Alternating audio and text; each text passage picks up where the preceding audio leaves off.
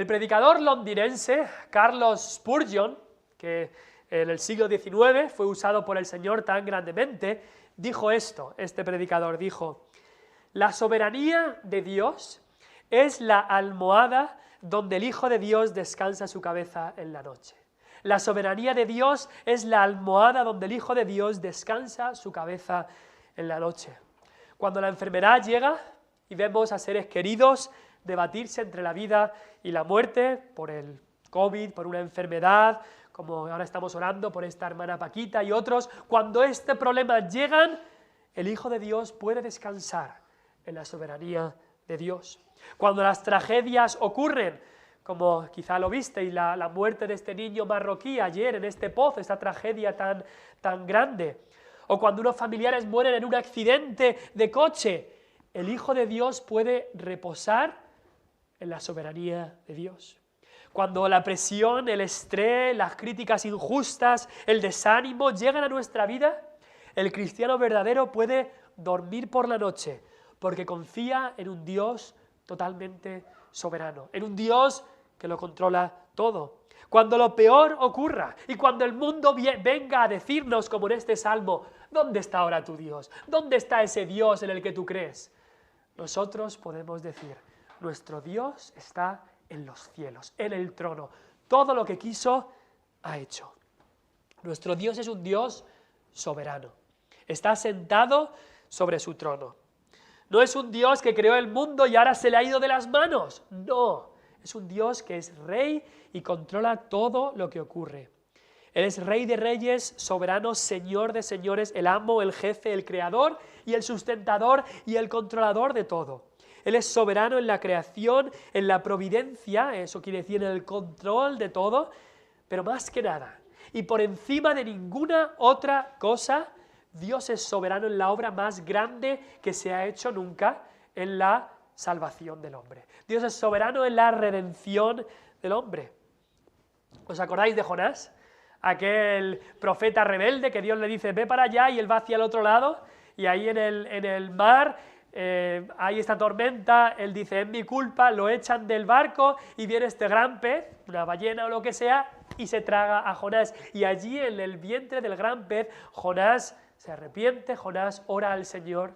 Él pensaba, si yo no voy a predicarles, no se van a salvar los ninivitas, y ya está. Pero allí en el vientre del pez reconoce, la salvación no depende de mí, depende de Dios. Y dice esas palabras tan importantes en Jonás 2, versículo 9, cuando dice, la salvación es de Jehová. La salvación es de Jehová. Dios es soberano en la salvación del hombre. Y la pregunta que cada verdadero creyente se tiene que hacer es esta que voy a decir ahora.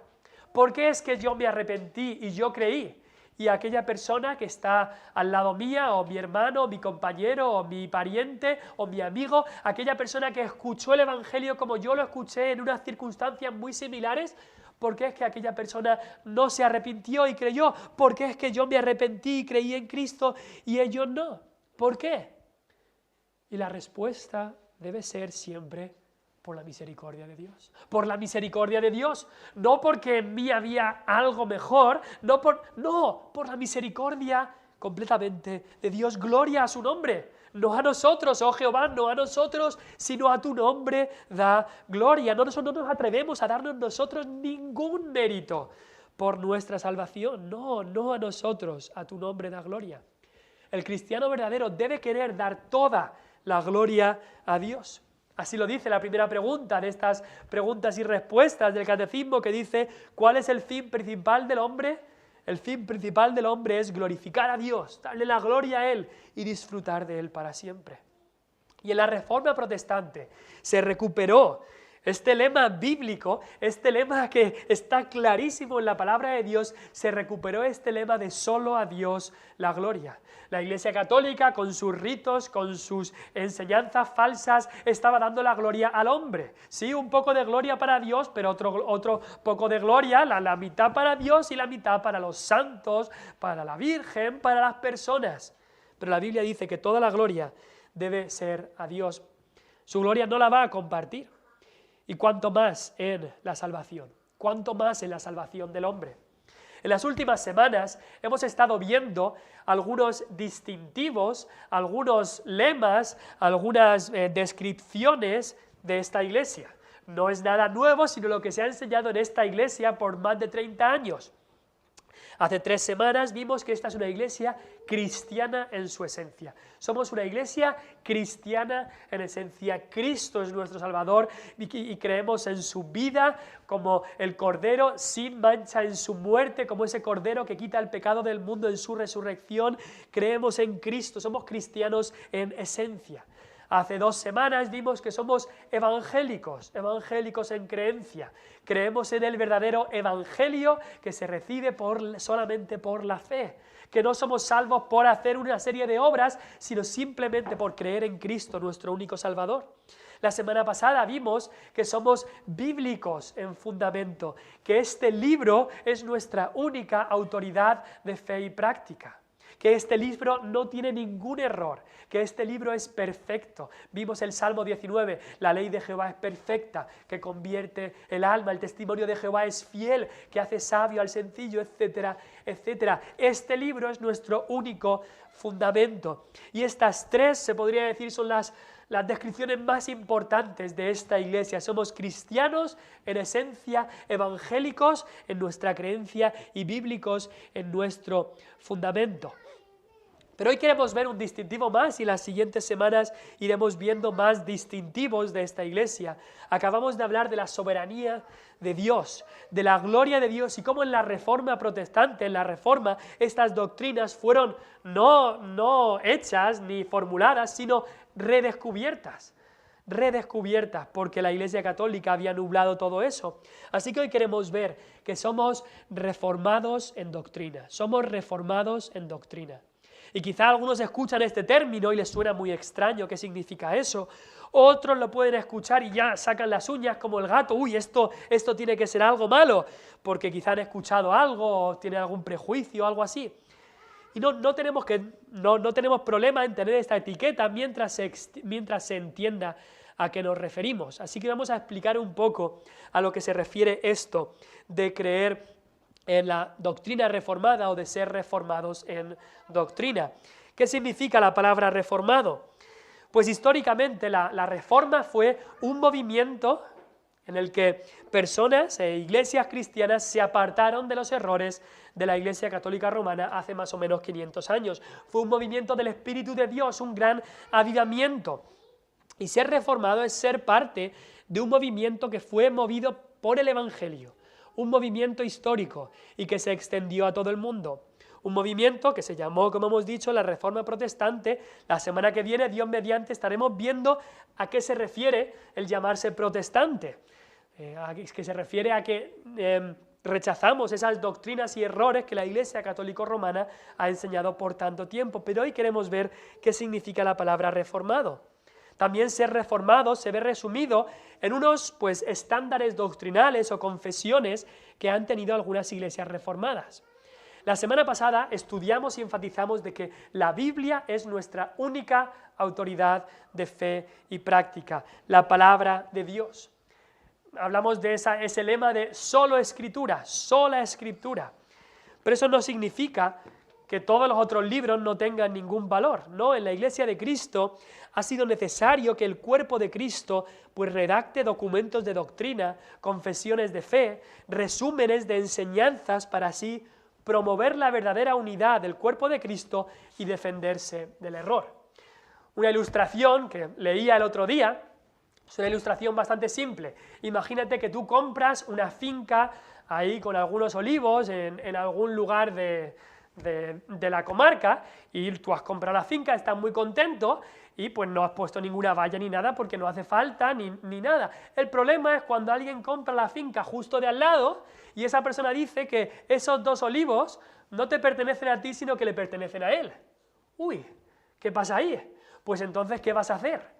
Pues lo primero que vas a hacer es ir al catastro y decirles, tenéis que delimitar bien cómo está esto me pertenece a mí o le pertenece a él. Al principio a ti te daba igual, tú tenías esta finca, nadie se preocupaba por lo del resto, así que no pasa nada. Pero cuando alguien empieza a atacar lo que tú crees que es tuyo, entonces tienes que empezar a delimitar y tienes que empezar a definir con precisión qué es lo que es tuyo. Y así ocurrió en la historia de la Iglesia. Al principio, por supuesto, no existían estos estándares doctrinales. El problema es, por ejemplo, en el siglo III, gente comenzó a llegar y a decir, Jesucristo no es Dios. Jesucristo es simplemente un ángel creado y ya está, pero Jesucristo no es Dios. Y decían, yo creo lo que dice la Biblia y Jesucristo no es Dios. Y cogían algún versículo sacado de contexto por aquí y por allá y decían que Jesucristo no es Dios. Así que la Iglesia, los verdaderos creyentes tuvieron que decir, vamos a estudiar el tema y vamos a ver lo que dice la palabra de Dios. Y tuvieron que definir por escrito unos credos, unas confesiones para decir, esto es lo que enseña la palabra de Dios, que Cristo es igual a Dios de la misma esencia, que es un Dios en tres personas, Padre, Hijo y Espíritu Santo, y tuvieron que definirlo con precisión por los ataques que se recibían de distintos lados. Y lo mismo ocurría en la Reforma Protestante. La Iglesia Católica había enseñado tantos errores que tuvieron que escribir qué es lo que enseña, de manera resumida, cuáles son las enseñanzas doctrinales que enseña la palabra de Dios. Y pues en la Reforma Protestante hay algunas confesiones, la confesión belga, el catecismo de Heidelberg, pero especialmente dos que en esta Iglesia pues muchas veces miraremos o nos apoyaremos o notaremos, son la Confesión de Westminster y las modificaciones que incluye la Confesión Bautista de Londres. Estos dos resúmenes son muy útiles en cuanto a la doctrina. Así que ser reformado es estar comprometido a retener la sana doctrina, a defender esta sana doctrina, que no salió en la Reforma, sino que la Reforma solamente traían y redescubrieron lo que los apóstoles ya habían enseñado, lo que la Iglesia primitiva ya había enseñado. Teológicamente, ser reformado es ser bíblico, es una teología que está enraizada en la palabra de Dios. Y como hemos visto en el Salmo 115, en que la vida está dominada por la gloria de Dios. Queremos glorificar a Dios, que todo lo que hagamos, todo lo que vivamos, sea para la gloria de Dios. No a nosotros, oh Jehová, no a nosotros, sino a tu nombre da gloria, de ese Dios amoroso, de ese Dios en tres personas. Ser reformado entonces es vivir una vida de temor a Dios, aceptando su total soberanía, centrada en Dios para así glorificarle y gozar de Él para siempre. Y también estructuralmente, es una teología que reconoce en la Biblia una continuidad de principio a fin. Este es un libro con un tema, con un propósito y con un plan. En los últimos siglos, en el mundo evangélico han aparecido enseñanzas que dicen que Dios ha actuado de manera distinta en distintas épocas, que ha tenido diferentes planes, que hacía un plan y como las cosas iban mal, pues hacía otro plan, que Dios tiene dos distintos pueblos en la historia, que incluso gente dice que en el Antiguo Testamento la gente se salvaba de distinta manera que en el Nuevo Testamento. Y muchos lo han visto así, como que no hay un mismo plan, pero la teología reformada reconoce en la Biblia solo un plan de Dios, un pacto que Dios ha hecho con el hombre, un pacto de la gracia que va desde antes de la fundación del mundo hasta la eternidad futura, pasando por la cruz de Cristo. Dios tiene un plan y un propósito, y ese propósito es, después que el hombre cayó, el redimir a ese hombre perdido, a ese pueblo que él había escogido por la sangre de Cristo, el Mesías que vendría. Y que ahora nosotros mirándolo desde este lado, hace 2000 años vino y dio su vida por nosotros. Así que la doctrina reformada enseña eso, a descansar nuestra fe en las promesas de un Dios fiel que guarda su palabra y su pacto. Ahora, muchos cuando hablan de la doctrina reformada, muchos dicen, la doctrina reformada es el calvinismo, en diferencia a la doctrina arminiana, que venía de un hombre llamado Jacobo Arminio.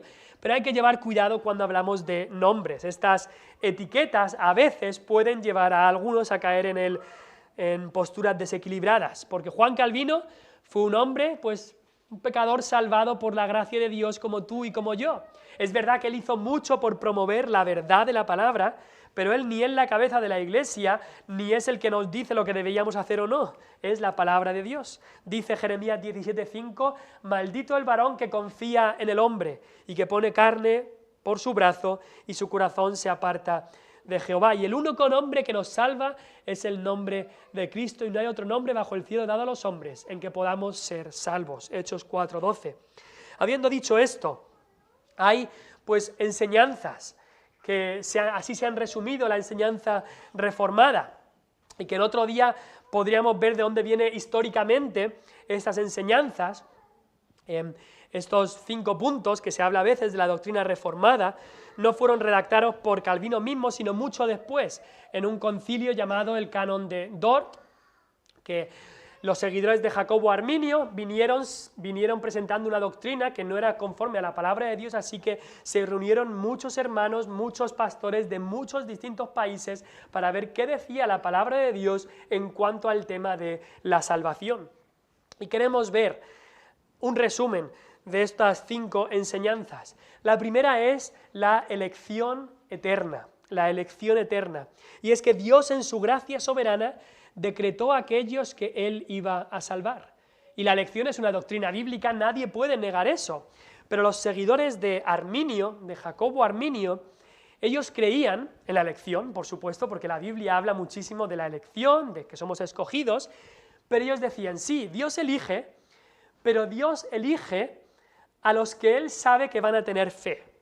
Es decir, Dios ve, a ver, esta persona va a tener fe, pues lo elijo. Esta persona va a tener fe, pues lo elijo. Ellos creían en la elección así, una elección condicionada a nuestra fe. Básicamente todo depende de la persona. Si tú ibas a tener fe, entonces Dios te elegía por eso.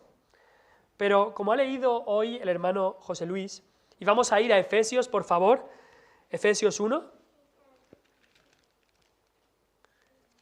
Efesios 1 nos dice claramente cuáles son los parámetros por los que Dios elige a su pueblo. Y Pablo les escribe ahí a los Efesios en Efesios 1, y voy a leer el versículo 4 y el versículo 5. Dice, según nos escogió en Él, en Cristo, antes de la fundación del mundo. Nos escogió, Dios nos escogió en Cristo, en Él, antes de la fundación del mundo, para que fuésemos santos y sin mancha delante de Él, en amor habiéndonos predestinado para ser adoptados hijos suyos por medio de Jesucristo, según el puro afecto de su voluntad. ¿Cuál es la condición o cuál es el parámetro por el que Dios nos escogió? Lo dice al final, según el puro afecto de su voluntad. Eso significa porque Dios quiso. Dios te salvó porque Dios quiso salvarte, y ya está, porque Dios quiso, y a Dios nadie le tiene que decir qué haces. Él decide. Dios no tenía que salvar a nadie. Todos nosotros nos merecíamos el infierno por nuestro pecado. Todos merecíamos eso. Todos lo merecemos, pero en su amor Dios envió a su Hijo al mundo para que todo aquel que en Él cree tenga vida eterna. Dios no fuerza a nadie a rechazar el Evangelio ni a pecar, pero sí que la fe es un don de Dios, es un regalo de Dios. Así que aquellos que creen en Cristo es porque Cristo los ha escogido, porque Dios los ha escogido y no hay nada en ellos mejor que en los demás. Por eso esta elección es incondicional, es eterna, es desde antes de la fundación del mundo. Dios no te eligió porque Él sabía que tú ibas a arrepentirte y a creer, sino que todas estas cosas, tu arrepentimiento y tu fe, es porque Dios te eligió. Voy a repetir eso. Dios no te eligió porque sabía que tú ibas a arrepentirte y a creer y a obedecer, sino que estas cosas vienen del hecho que Dios te eligió. Mucha gente se mete con esta doctrina, pero es lo que encontramos en la palabra de Dios. El predicador londinense Spurgeon, de una manera quizá irónica, dice: a muchos les parece normal que un hombre escoja a su futura esposa, pero les causa histeria el pensar que Cristo haría lo mismo. Cristo tiene todo el derecho de escoger a su esposa para salvarla y traerla un día para estar con Él. Y eso es la Iglesia, es la esposa de Cristo. Así que en la doctrina reformada encontramos la enseñanza de la elección eterna, que la encontramos en la Biblia una y otra vez. En la Biblia también encontramos la doctrina de la redención definitiva. ¿Y a qué nos referimos? Porque los seguidores de Arminio enseñaron que Cristo, el Salvador del mundo, ha muerto por todos y cada una de las personas del mundo. Él ha traído la reconciliación y el perdón por los pecados de todos, pero solo los creyentes son participantes de ese perdón. Es decir, según ellos, la obra de Cristo en la cruz no valió para salvar completamente a nadie, sino solamente para hacer posible la salvación de cada pecador, si el pecador viene a Cristo. Es decir, que Cristo vino para hacer posible la salvación, pero no para salvar completamente a nadie, porque todo depende de que tú vengas a Él. Pero Cristo no murió para hacer una parte del plan y que tú hicieras la otra. La Biblia nos dice que Él vino, dice, yo he venido para que tengan vida y para que la tengan en abundancia. Él dijo, el Hijo del Hombre vino para buscar y salvar lo que se había perdido. Y Él hace todo. Él te da todas las cosas para esa salvación. Piénsalo por un momento. Quiero que lo pienses por un momento. Imagínate un criminal, ha cometido un crimen y este criminal está cojo en la cárcel. Y el juez pone una fianza para que este criminal pueda salir de la cárcel. Y alguien viene y paga esta fianza, así que el ladrón ya es libre y puede salir. Pero como está cojo, ahí se queda, en la cárcel, y no puede salir. Diríamos, qué cruel, ¿no? La fianza se ha pagado, el criminal podría ser libre ahora, esta persona podría ser libre, pero como está cojo, pues ahí se queda en la cárcel toda su vida. Si el precio ha sido pagado, entonces esa persona debería ser libre. Es injusto que no lo sea. Y en la salvación, sí, Cristo ha pagado por todo el mundo, pero si nosotros estamos muertos y no podemos venir a Él, sería injusto, ¿no? Que si Cristo ha pagado el precio, entonces yo debería ser libre. Si todo depende de ti, de que tú le recibas, si tu salvación está en tus manos, ¿sabes lo que pasa? Que cabe entonces la posibilidad de que Cristo hubiera venido, que Él hubiera muerto y ni uno se hubiera salvado. Si Cristo vino solamente para hacer posible la salvación del hombre, entonces cabe la posibilidad de que Cristo hubiera venido, hubiera dejado su trono de gloria, hubiera venido aquí, hubiera vivido una vida perfecta, hubiera dado su vida por los pecadores para hacerles posible la salvación, y si nadie se arrepentía y creía, entonces no hubiera valido para nada la muerte de Cristo.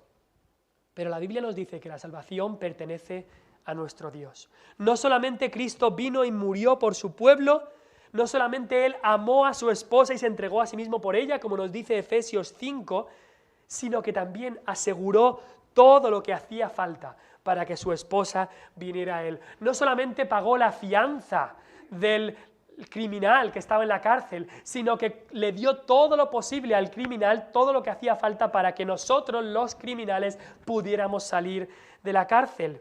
¿Sabes lo que dice Juan 10, del 14 al 15? Dice, yo soy el buen pastor, dice Cristo, y conozco mis ovejas, y las mías me conocen, así como el Padre me conoce, y yo conozco al Padre. Y mira lo que dice, y pongo mi vida por las ovejas, pongo mi vida por las ovejas.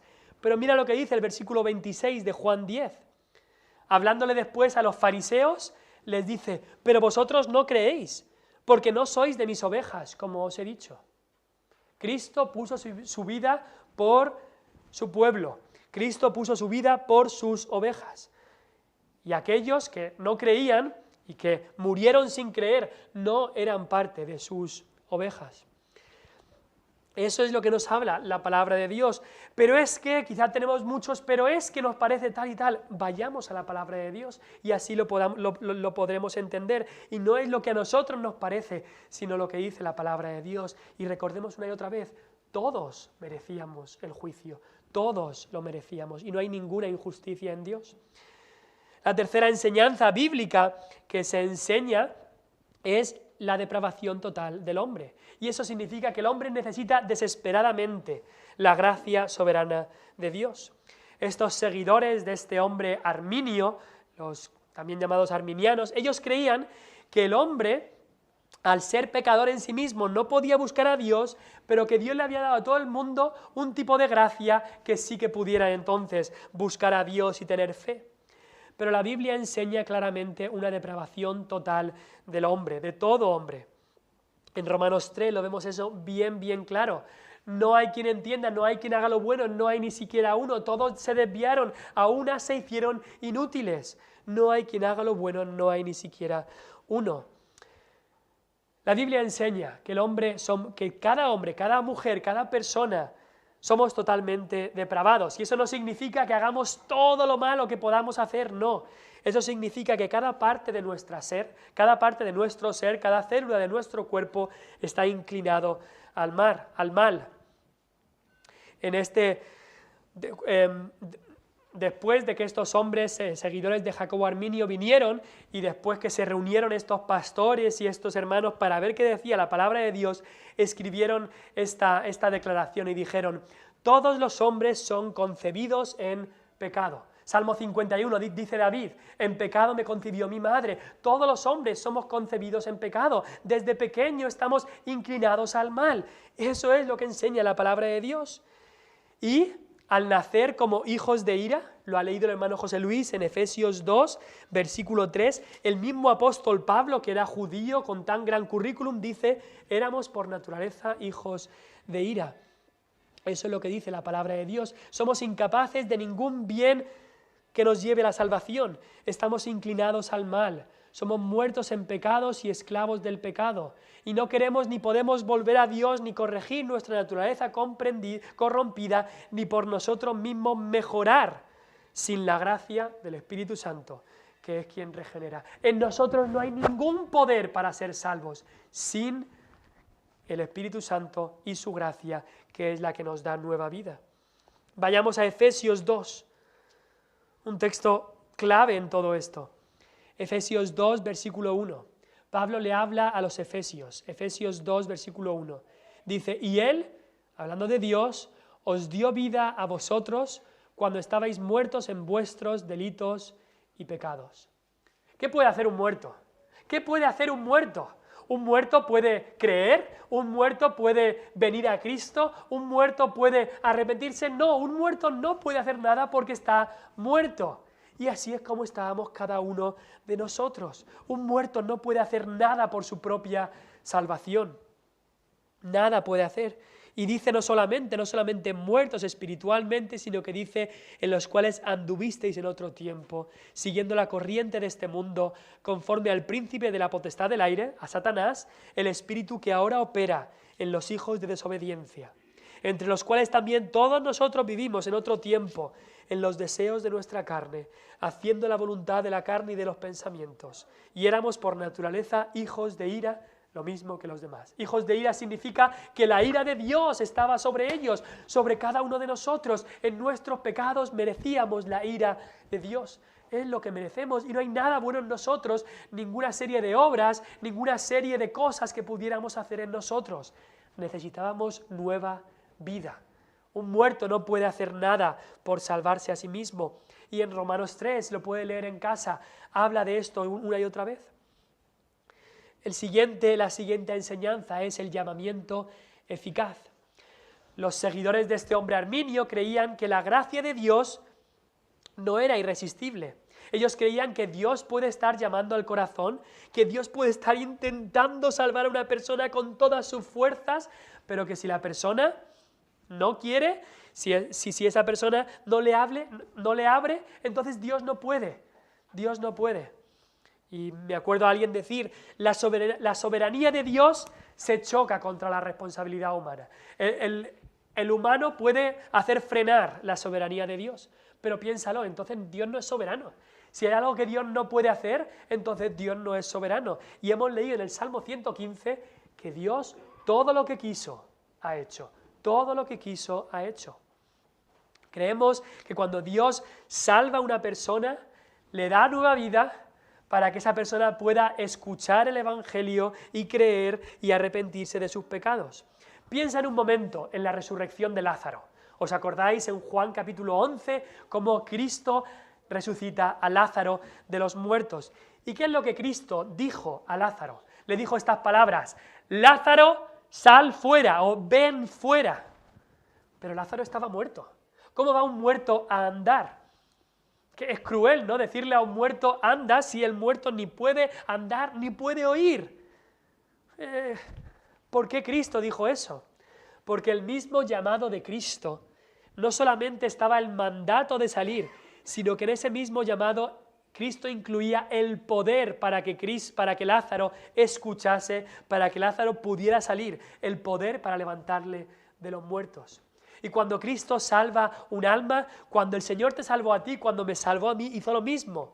El Evangelio había sido predicado, ese es el llamado externo, pero cuando el Espíritu Santo regenera y llama un alma, entonces el Espíritu Santo hace la obra. El llamado de Cristo por su Espíritu a arrepentirte y a creer en Él. Nosotros estábamos muertos espiritualmente, pero ese día cuando escuchamos la voz de Dios, quizá a través de una predicación, a través de un folleto, a través de leer la palabra, entonces escuchamos la voz de Dios en nuestro corazón. ¿Cómo la podíamos escuchar? Porque Dios nos había abierto los oídos, nos había dado nueva vida y entonces decidimos venir a Él. ¿Cómo podíamos venir si estábamos muertos? Porque Dios nos había dado nueva vida. Pudimos dejar nuestro pecado y arrepentirnos. ¿Cómo pudimos hacer eso si nosotros amábamos el pecado? Porque Dios nos había dado nueva vida. Él da nueva vida. Y eso es lo que la Biblia llama regeneración o nacer de nuevo. Eso es lo que es la salvación y eso es algo que Dios solamente lo puede hacer. Cuando vino este hombre mayor a hablar con Cristo, ¿qué le dijo Cristo? Te es necesario nacer de nuevo. Y eso en Juan 3. Y en Juan 6, versículo 37, Cristo dijo, todo lo que el Padre me da, vendrá a mí, y al que a mí viene, yo no le echo fuera. Aquellos que el Padre ha dado a Cristo, esa esposa que el Padre ha preparado para su Hijo, vendrá a Cristo. Y al que viene a Cristo, Él nunca le va a echar fuera. Y qué consolación es eso para nosotros, que si venimos a Cristo, Él no nos va a echar fuera. El pensamiento que debes tener tú, si es que no eres salvo, no es, ¿me habrá escogido o no? No, el pensamiento es, ven a Cristo, Dios te manda a venir a Él, Dios te manda a venir a su Hijo. Y te asegura que todo el que viene a Cristo, Él nunca le echa fuera, nunca ha tirado fuera ni a uno de los que han venido a su Hijo pidiendo salvación y pidiendo perdón de pecados. Efesios 2:4 dice, después de hablar de todo este pecado del hombre, dice, pero Dios, que es rico en misericordia, por su gran amor con que nos amó. Y la última enseñanza bíblica que se enseñó en esta doctrina reformada es que los santos van a perseverar. ¿Por qué? Porque la consecuencia final de la doctrina arminiana es que el creyente puede perder su salvación. Si el recibir tu salvación depende solamente de ti, entonces el mantener tu salvación depende también de tu perseverancia. Y si no perseveras, entonces pierdes tu salvación porque todo depende de ti. Y entonces el cristiano no puede tener seguridad de salvación porque a la primera que peques vas a perder la salvación. Y así estaríamos en un ciclo sin fin. Pero en Juan 6, versículo 39 dijo Cristo, esta es la voluntad del Padre, el que me envió, que de todo lo que me diere no pierda yo nada, sino que lo resucite en el día postrero. Cristo no va a perder ninguna de sus ovejas. Cristo no deja que la oveja se vaya por el monte y la deja ahí, se ha ido, ha perdido la salvación. No, aquellos que son suyos, aquellos que Cristo ha salvado, Él los mantiene. Él les da la gracia y la ayuda para que perseveren en esa salvación. Lo vimos el miércoles, estuvimos estudiando este versículo glorioso en Filipenses 1:6. El que comenzó en vosotros la buena obra, la perfeccionará hasta el día de Jesucristo. Así que eso es un resumen de esta enseñanza bíblica que se enseñó y que se estableció y que se redescubrió en el tiempo de la Reforma. Y quizá nos podríamos decir, ¿y cómo es entonces, cómo debe ser una iglesia reformada? Pues una iglesia, por supuesto, que predica y enseña esta doctrina. Pero una iglesia reformada debe enfocarse en todo el consejo de Dios. Hoy, justo al estar en esta serie temática sobre los distintivos de esta iglesia, hemos tratado el tema de estas doctrinas en particular. Pero en esta iglesia enfatizamos y fomentamos la predicación expositiva, el ir versículo por versículo, texto por texto, ir predicando todo el consejo de Dios, libro por libro de la palabra de Dios. Estuvimos un tiempo viendo todo el libro de Efesios en los domingos, ahora estamos los miércoles viendo el libro de Filipenses y cuando vienen los distintos versículos que tratan sobre distintos temas, entonces se tratan. Una iglesia reformada debe enfocarse en todo el consejo de Dios. Y es que primeramente somos bíblicos. Y la palabra de Dios es nuestra única autoridad. Y porque somos bíblicos, entonces nos queremos ajustar solamente a lo que dice la Biblia, y por eso entonces enseñamos doctrina, si se llama reformada, como se ha llamado, porque primeramente somos bíblicos. La palabra de Dios es nuestra única autoridad. Pero también una iglesia reformada debe estar activa en el evangelismo. Las doctrinas de la gracia, como se han llamado estas doctrinas, o también reformadas, no son una barrera para el evangelismo, como piensan algunos, sino todo lo contrario. Son en realidad una gran motivación para el evangelio. ¿Por qué? Porque la salvación de las almas no depende de nuestra buen hacer, de nuestra oratoria, de nuestra habilidad, sino que depende de Dios. Entonces podemos confiar completamente en Él y trabajar con toda nuestra fuerza para Él, sabiendo que depende de Él. Él tiene un pueblo que Él va a salvar. La soberanía de Dios va paralela, no se choca ni nada, va paralela a la responsabilidad humana. Y por supuesto el hombre es responsable de arrepentirse y creer, pero cuando lo hace descubre que estos son regalos que Dios le había dado. Y por supuesto que todos los creyentes debemos evangelizar, ir a predicar a las naciones, sabiendo que la salvación es de Jehová.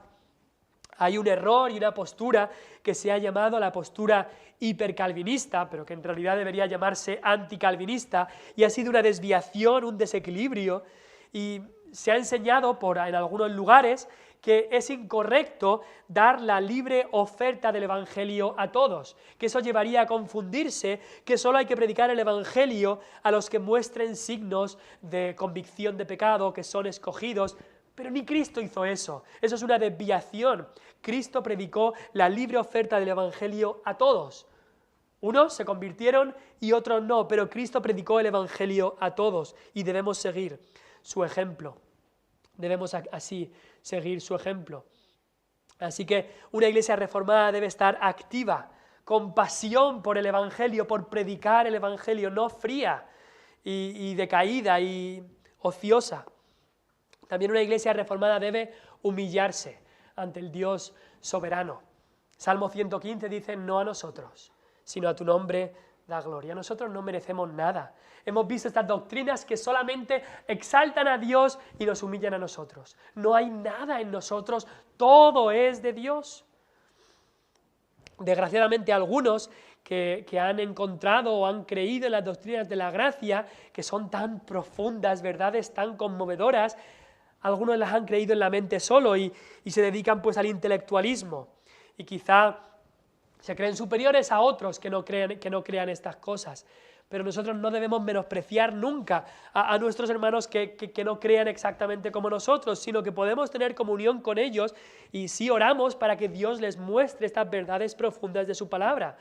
Pero no es por más o menos conocimiento que una persona se salva. No es por más o menos profundidad en el conocimiento bíblico que una persona se salva, sino solamente por la fe en Jesucristo.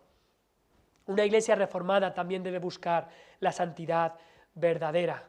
Hemos hablado de las doctrinas de la gracia, pero la gracia de Dios no es una gracia barata.